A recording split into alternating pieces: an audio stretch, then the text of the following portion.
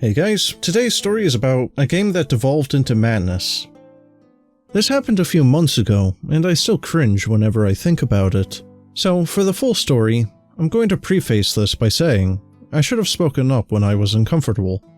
But, you know, everyone else was having a good time, and I didn't want to be the "you guys are having fun wrong" guy. And hell, maybe if I had been reading the mood better, maybe I could have kept up with it. A second note is I did a previous one-shot with this DM, and things got very weird and off the walls, but not quite to the extent of this story. A running joke in our regular campaign is that we need to do a spa day, because with wild stuff happening frequently, our characters need to relax. So we thought it would be fun to do a murder mystery at a spa. Cool, right? So enter our party. We have the Awakened Dog, which is a homebrew race, and literally a sentient dog. The Orc Paladin, who has 6 intelligence, this is of particular note. The Aarakocra Monk, the Kenku Rogue, and then my Centaur Fighter. We all had flyers for a free spa treatment, and we were ushered into a waiting room, where they had a buffet of the best food and drink. It started with us trying the food and drink at the buffet, with my Centaur attempting to keep the booze away from the dog, because booze is bad for dogs. But overall it was pretty silly. We got our spa treatments, some choosing different types of massages while others not, with the Kenku forfeiting the treatment altogether, hiding in the corner and attempting to rob one of the staff members. In hindsight, this may have been the first sign that stuff was going to fall apart. With that over, we started to hear screaming, and the dog was the first to find the source of the screams. We had found out that the owner of the spa was dead, and the orc attempted to revive her, but to no avail, as he was thrown across the entire room. Shortly thereafter, we were taken aside by a warforged who had decided that we were the most qualified to solve this murder mystery. The orc talked to the Yuan-Ti, who did his massage, and she was being sketchy, but he was too stupid to really pick up on it. And as they went to a different room to talk, there wasn't anything that the rest of us could do about it in character. The dog had talked to an Aarakocra that looked like a penguin, but he didn't get any real particularly useful information about the murder.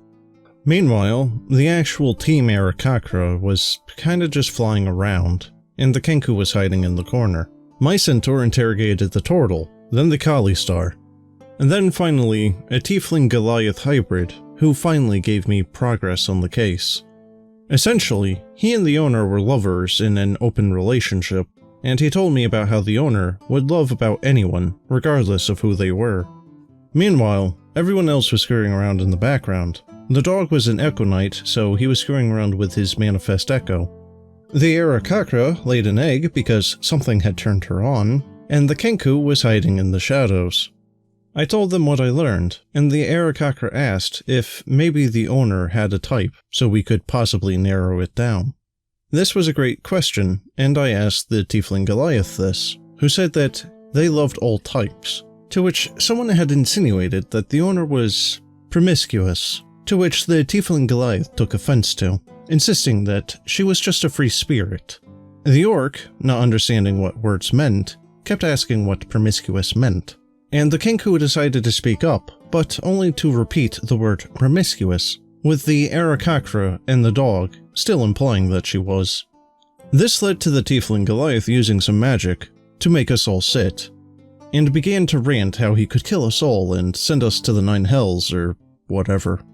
I got the information, however, that no, she didn't have a type, but she was secretive about the new lover prior to her death. So that was a start. I figured that we could check her room for love letters or something to give us more of a clue. So I attempted to herd everyone out so we could look around. Upon doing this, we got a couple more threats from the Tiefling Goliath, and eventually made our way to the elevator.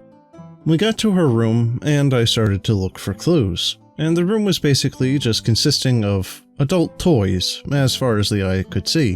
And then we found a book. I thought maybe the book was useful. Maybe a diary or something, so I checked it. But I had to make a con save, and then the book threw me across the room. I was pretty annoyed by this, but books can be booby-trapped, so maybe it was just bad luck. The orc had some skill in Arcana, and took a look in the book after me, and it turned out to be an artifact. And it told the orc, "Hey, I like the cut of your jib. Wish up me and I'll make you smart." To which the orc got a 20 in his intelligence stat. And I found out later that the reasoning for this was because the orc's player was playing dumb so well, it annoyed the DM. Meanwhile, the Aarakocra found a wand of firebolt, and stuck it in a place where the sun don't shine. Because reasons. The DM had the player roll intelligence to see if she knew it was that kind of wand, and she did, but she did it anyway. The Kenku tried and failed to steal a magic TV before picking up the book, and getting converted into a fire genasi. Finally, the orc had realized that the Yuan-ti he spoke to earlier was actually pretty suspicious, so we needed to go back downstairs. And on the way, the orc and Aarakocra took a detour to have some alone time. And when we finally got downstairs, we talked to the Warforged, and learned that while we were gone, the suspects decided to start hotboxing in the staff room. And it was so potent that we had to make con saves, and the dog had disadvantage, so he passed out. The orc said that he was going to get a confession by having her give him a happy ending, so he dropped trow and waddled in. The Aarakocra went in next, and she pulled the wand out of her nether regions, and shoved it into the Yuan-ti's. The former Kenku walked in to try to pickpocket her for information while the Aarakocra was doing whatever she was doing, and this is where I decided that this was getting to be too much for me. The most frustrating thing was feeling like I was the only one who was actively trying to advance the plot, and it was as if I was being punished for it somehow. It's not like I expected a reward or anything, but in the end, I felt that my contribution was essentially pointless. Well guys, I have no idea what the heck that game devolved into. I don't know what age these guys were at, but it sounds like a bunch of teenagers that got really out of hand because they thought it was lol funny or because of hormones or something. I really don't know, but if that's what the DM wanted, he probably should have told the OP, who very obviously didn't want such, before he even joined the game. But in any case, that's the end of the video. I hope you enjoyed, even with its weirdness. And if you did, maybe think about subscribing and joining my Discord to chat and hang out. But, as always, have a good one, and happy holidays.